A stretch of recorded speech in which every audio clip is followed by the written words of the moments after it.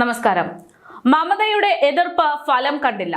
പൗരത്വ ഭേദഗതി നിയമം അപകടകരമായ ഗൂഢാലോചനയാണെന്നും പറഞ്ഞ അതിശക്തമായ എതിർപ്പ് പ്രകടിപ്പിച്ച മമതാ ബാനർജിയുടെ എതിർപ്പുകൾക്ക് അപ്പുറത്തേക്ക് ബംഗാളിലും CAA നടപ്പിലാക്കിയിരിക്കുന്നു.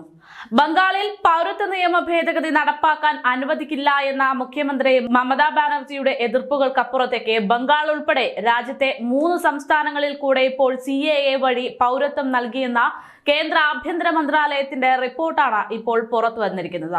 പശ്ചിമ ബംഗാൾ, ഹരിയാന, ഉത്തരാഖണ്ഡ് എന്നീ സംസ്ഥാനങ്ങളിൽ പൗരത്വ നിയമം CAA പ്രകാരം നൽകിയിരിക്കുന്നു എന്നതാണ് വിവരം.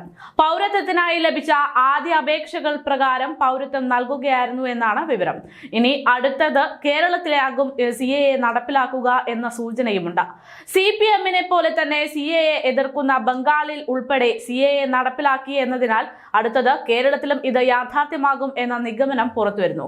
എന്തായാലും ബംഗാളിലും പൗരത്വ നിയമ ഭേദഗതി നടപ്പാക്കാൻ അനുവദിക്കില്ല എന്ന മുഖ്യമന്ത്രി മമതാ ബാനർജിയുടെ നിലപാട് വലിയ രീതിയിൽ ഇപ്പോൾ ചർച്ചയാകുകയാണ്. പൗരത്വ ഭേദഗതി നിയമം അപകടകരമായ ഗൂഢാലോചനയാണെന്നായിരുന്നു പശ്ചിമ ബംഗാൾ മുഖ്യമന്ത്രിയായിരുന്ന മമതാ ബാനർജി പറഞ്ഞത്. CAA പ്രകാരം പൗരത്വം നൽകുന്ന നടപടിക്രമം നിരുപാധികമാക്കാത്തത് എന്തുകൊണ്ടാണെന്നും അവർ ചോദിക്കുകയുണ്ടായിരുന്നു.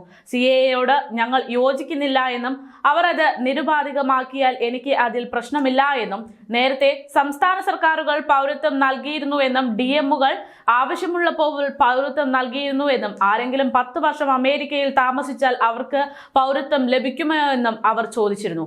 എന്തുകൊണ്ടാണ് നിങ്ങൾ ഇത്തരമൊരു നിയമം ഉണ്ടാക്കുന്നത് എന്നതായിരുന്നു മമതാ ബാനർജിയുടെ ചോദ്യം. ഇത് അപകടകരമായിട്ടുള്ള ഗൂഢാലോചനയാണെന്ന് പറഞ്ഞിരുന്ന മമതാ ബാനർജിയുടെ എതിർപ്പുകൾ ഒന്നുമല്ലാതായി മാറുകയാണ്. അത് മാത്രവുമല്ല, മമതാ ബാനർജി അസമിലെ ദേശീയ പൗരത്വ രജിസ്റ്ററിൽ ബംഗാളി ഹിന്ദുക്കളെ ഒഴിവാക്കിയതിനെ ചോദ്യം ചെയ്യുക ഉൾപ്പെടെ ചെയ്തതാണ്.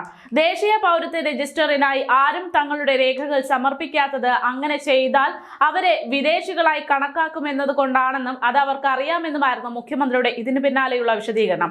എന്നാൽ ഇത്തരത്തിൽ അതിശക്തമായി CAA മമതാ ബാനർജി ഉൾപ്പെടെയുള്ളവർ എതിർത്തുവെങ്കിൽ പോലും ഇപ്പോൾ ആ എതിർപ്പുകൾക്കെല്ലാം അപ്പുറത്തേക്ക് ഇത് പ്രാവർത്തികമായി കൊണ്ടിരിക്കുകയാണ്.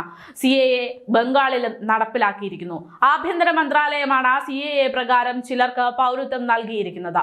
ജൂൺ 1-ന് അവസാനഘട്ട തിരഞ്ഞെടുപ്പ് നടക്കുമ്പോൾ പശ്ചിമ ബംഗാളിലെ 9 മണ്ഡലങ്ങളിൽ തെരഞ്ഞെടുപ്പ് നടക്കുന്ന സാഹചര്യമാണിത്. ബംഗാളിൽ തെരഞ്ഞെടുപ്പിൽ CAA വിഷയം സജീവ ചർച്ചയായിരിക്കുന്ന ഒരു സാഹചര്യത്തിൽ കൂടെയാണ് ഇപ്പോൾ ഇത്തരത്തിൽ ബംഗാളിൽ CAA നടപ്പിലാക്കിയിരിക്കുന്നത് എന്നതും ശ്രദ്ധേയം.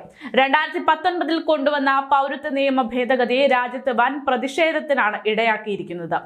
ഇതിനുശേഷം നടപ്പാക്കാതെ മാറ്റിവെച്ച നിയമത്തിന്റെ ചട്ടങ്ങൾ ഇക്കഴിഞ്ഞ മാർച്ചിൽ സർക്കാർ പുറത്തുവിടുകയും ചെയ്തു. ഇതിന് പിന്നാലെ ഇപ്പോൾ വലിയ പ്രതിഷേധങ്ങൾ ഉണ്ടായെങ്കിൽ പോലും അതിനെയെല്ലാം മറികടന്നുകൊണ്ട് മുന്നോട്ട് തന്നെയാണ് CAA നടപ്പിലാക്കുമെന്നതാണ് വിവരങ്ങൾ. അപേക്ഷകൾ പരിഗണിക്കാൻ ജില്ലാതല സമിതിയും ഇത് പരിശോധിക്കാൻ സംസ്ഥാനതല സമിതിയും രൂപീകരിക്കുന്നതായുള്ള നിർദ്ദേശങ്ങൾ പുറത്തു വന്നിരിക്കുകയാണ്. പൗരത്വം നൽകുന്നത് സെൻസസ് ഡയറക്ടർ ജനറൽ അധ്യക്ഷനായ കേന്ദ്ര സമിതിയാണെന്നാണ് വിവരം. പ്രതിപക്ഷ പാർട്ടികൾ ഭരിക്കുന്ന സംസ്ഥാനങ്ങൾ ഇതിനോട് സഹകരിക്കുന്നില്ല എങ്കിൽ പോലും ഇത് യാഥാർത്ഥ്യമാക്കുമെന്ന നിശ്ചയദാർഢ്യത്തോടെ തന്നെയാണ് കേന്ദ്രം ഇപ്പോൾ മുന്നോട്ട് പോകുന്നത്. രാജസ്ഥാൻ, UP, അസം തുടങ്ങിയിട്ടുള്ള സംസ്ഥാനങ്ങളിലുള്ളവർക്ക് തുടക്കത്തിൽ പൗരത്വം നൽകി കഴിഞ്ഞു. പാകിസ്ഥാനിൽ നിന്ന് വന്ന അഭയാർത്ഥികൾക്കാണ് തുടക്കത്തിൽ പൗരത്വം നൽകിയത്. കൂടുതൽ അപേക്ഷകർക്ക് ഡിജിറ്റൽ സർട്ടിഫിക്കറ്റുകൾ അയച്ചു കൊടുക്കുമെന്ന് സർക്കാർ വൃത്തങ്ങൾ അറിയിച്ചിരിക്കുകയാണ്. ഇതിന്റെ ഭാഗമായി ഇപ്പോൾ 3 സംസ്ഥാനങ്ങളിൽ രാജ്യത്തെ 3 സംസ്ഥാനങ്ങളിലാണ് CAA നടപ്പിലാക്കിയിരിക്കുന്നത്.